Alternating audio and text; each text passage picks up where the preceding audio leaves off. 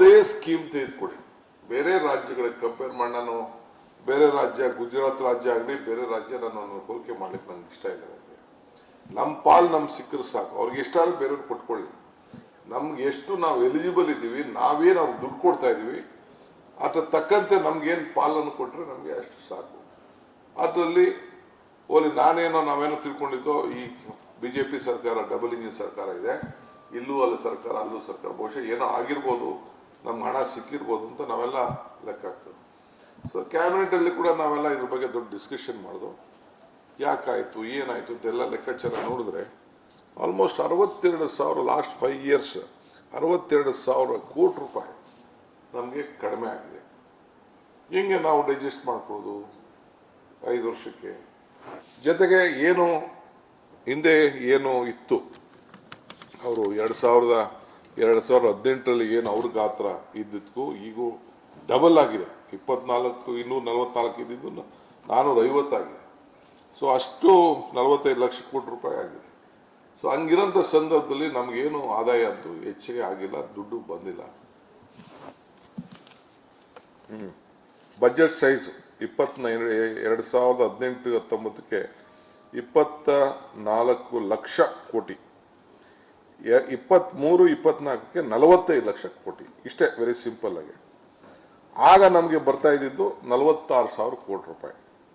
ಯಾವ 2018 24 ಲಕ್ಷ ಕೋಟಿ ಆದಾಗ, ಈಗ 23-24ಕ್ಕೆ 45 ಲಕ್ಷ ಕೋಟಿ ಆದಾಗ ಬರ್ತಾ ಇರೋದು 50,000.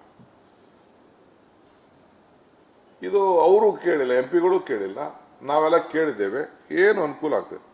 Loss of more than 60,000 crores ನನ್ನ ಪ್ರಕಾರ 50,000-60,000 ಕೋಟಿ ನಮಗೆ ಲಾಸ್ ಆಗಿದೆ. ಸೊ ನಮಗೆ ಡಬಲ್ ಸೈಜು ನಮ್ಗೆ ಬರಬೇಕಾಗಿತ್ತು. ಈ ಡಿವ್ಯಾಲ್ಯೂಷನ್ ಅಲ್ಲೂ ನಾಳೆಗೆ ಹೇಳಿದ್ದೇನೆ, 4.7 14th finance ಕಮಿಷನಿಂದ 3.6 15th finance commission 1.1 ಕಡಿಮೆ ಆಗಿದೆ. ಅದರಿಂದನೇ 60,000 ಕೋಟಿ ರೂಪಾಯಿ ನಮಗೆ ಲಾಸ್ ಆಗಿದೆ. ಪ್ರತಿ ವರ್ಷ 10,000-12,000 ಕೋಟಿ ರೂಪಾಯಿ ನಮಗೆ ಕಡಿಮೆ ಆಗಿದೆ. ಸೊ ಈಗಿರೋಂಥ ಸಂದರ್ಭದಲ್ಲಿ ನಮಗೆ ಅನಿವಾರ್ಯತೆ ಹೋರಾಟ. ಯಾವ ರೀತಿ ಹೋರಾಟ? ಸೊ ಕರ್ನಾಟಕ ಸರ್ಕಾರ ಮುಖ್ಯಮಂತ್ರಿಗಳ ನೇತೃತ್ವದಲ್ಲಿ, ಮುಖ್ಯಮಂತ್ರಿಗಳ ಸಮೇತ ನಾವೆಲ್ಲ 136 + 2 138 ಶಾಸಕರು, ನಮ್ಮ ವಿಧಾನ ಪರಿಷತ್ತಿನ ಸದಸ್ಯರು, ನಾವೆಲ್ಲ 6ನೇ ತಾರೀಕು ರಾತ್ರಿ ದೆಹಲಿಗೆ ತಲುಪಿ 7ನೇ ತಾರೀಕು ಬೆಳಗಡೆ ನಾವೆಲ್ಲ ದೆಹಲಿಲಿ ನಮ್ಮ ಪ್ರತಿಭಟನೆಯನ್ನು ವ್ಯಕ್ತಪಡಿಸಬೇಕು. ನಮ್ಮ ಹೋರಾಟ, ನಮ್ಮ ಧ್ವನಿಯನ್ನು ದೆಹಲಿಯ ಸರ್ಕಾರಕ್ಕೆ ಮುಟ್ಟಿಸಬೇಕು.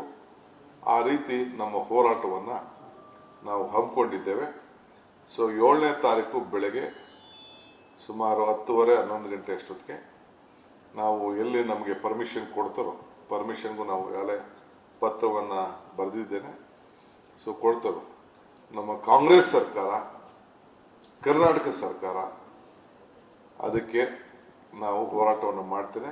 ಎಲ್ಲ ಸಂಸತ್ ಸದಸ್ಯರು ಕೂಡ ನಾನು ಆಹ್ವಾನವನ್ನು ಕೊಡ್ತಾ ಇದ್ದೇನೆ. ಎಲ್ಲರೂ ಕೂಡ ಬರಲಿ. ಕರ್ನಾಟಕ ರಾಜ್ಯದ ಹಿತಕ್ಕೆ ಪಕ್ಷ ಭೇದವನ್ನು ಮರೆತು ಎಲ್ಲರೂ ಕೂಡ ಕರ್ನಾಟಕ ರಾಜ್ಯದ ಹಿತ ಕಾಪಾಡಬೇಕಾದ್ರೆ ಯಾರು ಬೇಕಾದ್ರೂ ಇದಕ್ಕೆ ಸೇರ್ಕೊಳ್ಬೋದು. ಆದರೆ ನಾವು ಮಾತ್ರ ಈ ಹೋರಾಟವನ್ನು ಕರ್ನಾಟಕ ರಾಜ್ಯದ ಹಿತಕ್ಕೆ ಮಾಡಬೇಕು ಅಂತೇಳಿ ನಾವು ತೀರ್ಮಾನ ಮಾಡಿ 6ನೇ ತಾರೀಕು ಸಾಯಂಕಾಲ ನಮ್ಮೆಲ್ಲ ಶಾಸಕರುಗಳಿಗೆ, ವಿಧಾನ ಪರಿಷತ್ ಸದಸ್ಯರಿಗೆ, ನಮ್ಮ ಸಂಸತ್ ಸದಸ್ಯರಿಗೆ, ಲೋಕಸಭೆ ಇರ್ಬೋದು, ರಾಜ್ಯಸಭೆ ಇರ್ಬೋದು, ಅವರೆಲ್ಲರೂ ಕೂಡ ನೀವು ನಿಮ್ಮ ಧ್ವನಿಯನ್ನು ಬಂದು ಎತ್ತಬೇಕು ಅಂತ ಹೇಳಿ ನಾನು ಎಲ್ಲರೂ ಕೂಡ ನಾವು ಕರೆಯನ್ನು ಕೊಟ್ಟು ಈ ಒಂದು ಹೋರಾಟಕ್ಕೆ ಸಜ್ಜು ಮಾಡಿದ್ದೇವೆ. ಸೊ 7ನೇ ತಾರೀಕು ಬೆಳಗ್ಗೆ ನಾವು ಎಲ್ಲಿ ಅವರು ನಮ್ಗೆ ಅನುಮತಿ ಕೊಡ್ತಾರೋ ಅಲ್ಲಿ ನಾವೆಲ್ಲ ದೆಹಲಿಯಲ್ಲಿ ನಮ್ಮ ಪ್ರತಿಭಟನೆಯನ್ನು ವ್ಯಕ್ತಪಡಿಸ್ತೇವೆ. ಯಾವ ವಿಚಾರದಲ್ಲಿ ನಮ್ಗೆ ಅನ್ಯಾಯ ಆಗಿದೆ ಅಂತೇಳಿ ನಿಮಗೆ ದೀರ್ಘವಾಗಿ ಅದನ್ನು ಕೂಡ ತಮ್ಮ ಗಮನಕ್ಕೆ ತಿಳಿಸುವಂಥ ಕೆಲಸವನ್ನು ಮಾಡ್ತೇವೆ ಅಂತ ಹೇಳಿ ನಾನು ಇವತ್ತು ಮಾಧ್ಯಮಗೋಷ್ಠಿ ನಾನು ಅಲ್ಲೆಲ್ಲೇ ಮಾತಾಡಬೇಕು ಅಂತಿದ್ದೆ. ಆಮೇಲೆ ಕೆಲವರೆಲ್ಲ ಇಂಗ್ಲೀಷ್ನವರು ಬೇರೆಯವರು ಇಲ್ಲ, ಸ್ವಲ್ಪ ಪ್ಲೀಸ್ ನೀವು ಬೇರೆ ಟೈಮು ಕೊಡಿ ನಮಗೆ ಅಂತ ಎಲ್ಲ ಹೇಳಿದ ಮೇಲೆ ಈ ತೀರ್ಮಾನವನ್ನು ಮಾಡಿ ಇಲ್ಲಿ ನಾನು ಮಾಧ್ಯಮಗೋಷ್ಠಿಯನ್ನು ನಾನು ಮಾಡ್ತಾ ಇದ್ದೀನಿ. ಸೊ ನಿನ್ನೆ ರಾತ್ರಿನೇ ನಮ್ಮ ಆಲ್ ಡಿಸ್ಟ್ರಿಕ್ಟ್ ಮಿನಿಸ್ಟರ್ಸ್ ಕೂಡ ವಿ ಹ್ಯಾವ್ ಆಲ್ರೆಡಿ ಇನ್ಫಾರ್ಮ್ ದಮ್, ಎಲ್ಲರಿಗೂ ಕೂಡ ತಿಳಿಸಿದ್ದೇವೆ.